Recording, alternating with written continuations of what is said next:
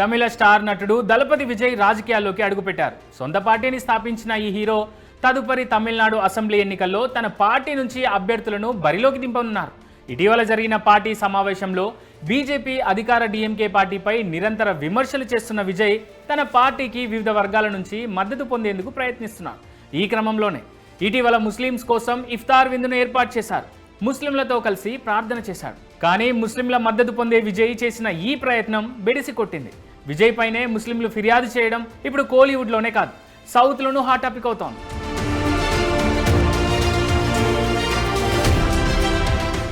విజయ్ ఇఫ్తార్ విందు ఇస్లాంను అవమానించేలా ఉందని ఆరోపిస్తూ తమిళనాడు సున్నత్ జమాత్ నాయకుడు విజయ్పై ఫిర్యాదు చేశాడు.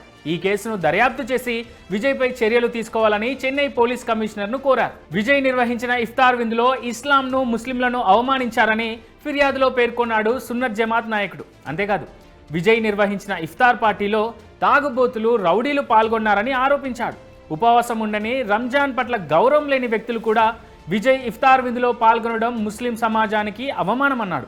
అలాగే ఇఫ్తార్ విందు నిర్వహణ కూడా చాలా బాధ్యతారహితంగా ఉందని, విజయ్ భద్రతా సిబ్బంది అక్కడున్న వారితో దురుసుగా ప్రవర్తించారని, ప్రజలను ఆవుల మాదిరిగా ఈడ్చుకెళ్లి పడేశారని దళపతి టీంపై తీవ్ర ఆరోపణలు చేశాడు సున్నత్ జమాత్ నాయకుడు.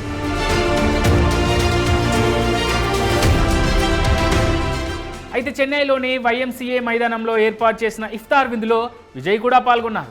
ముస్లింలతో కలిసి ప్రార్థనలు చేశాడు. దీంతో మరోపక్క హిందువులు కూడా విజయ్ తీరును విమర్శిస్తున్నారు.